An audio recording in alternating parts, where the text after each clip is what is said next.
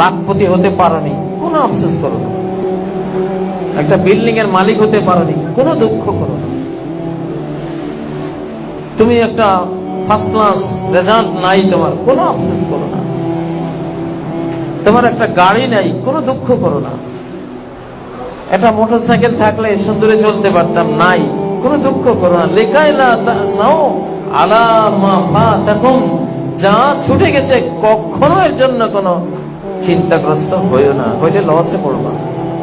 পৃথিবী কিছু না পেলে, এটা এই যোগ্য নয় যে পৃথিবীর কিছু না পেলে সেটার জন্য তুমি কাঁদবে, দুঃখ করবে। এই যোগ্যতা পৃথিবীর কোনো জিনিসের নাই। এত বড় মূল্য পৃথিবীর কোনো জিনিসের নাই যে সেটা না পেলে তুমি দুঃখ করবে। তুমি এত বড় মানুষ, এত বড় মূল্যায়ন তোমার, আশরাফুল মাখলুকাত, কুল মাখলুকাতের চেয়ে তুমি এতটা বড় যে এই পৃথিবীর কিছু না পেলে তুমি একটু দুঃখ করবা। আল্লাহ বলতেছেন তোমার জন্য উচিত হয়, তুমি এর চেয়ে কত বড়। তুমি রিক্সা চালক হলেও মরলে 10 পৃথিবীর তুমি বাদশা, কমপক্ষে 10 পৃথিবী।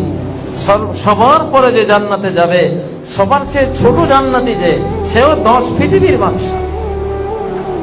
কি হারালে তুমি?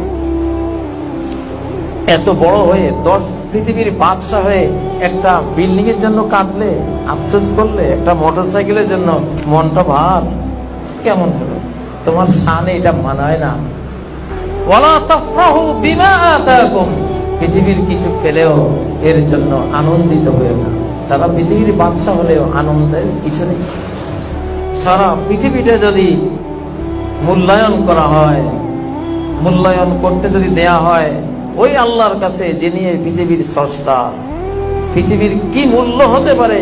পৃথিবীর এক একটা বালুকণা থেকে এক একটা সোনার পাহাড় পর্যন্ত যার সৃষ্টি, সে আল্লাহকে যদি মূল্যায়ন করতে দেয়া হয়, পৃথিবীর মূল্য কত আল্লাহ তাআলা আপনি জানান।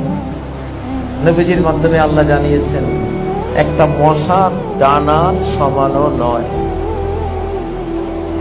মশার ডানার কোনো মূল্য আছে? কোনো মূল্য নেই। মুসলিমরা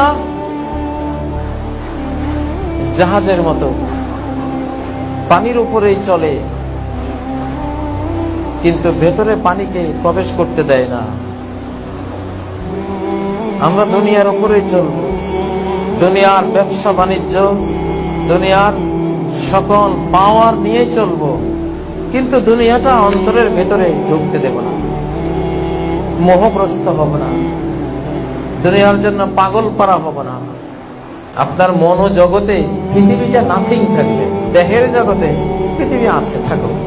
সাগরের জাহাজের মতো সে পানির উপরে ভাসে, সাগর মহাসাগরের উপরে ভাসে, কিন্তু এক বিন্দু পানিও তার পাটাতন ভেদ করে, তার তলা ভেদ করে ভিতরে ঢোকার অনুমতি নাই।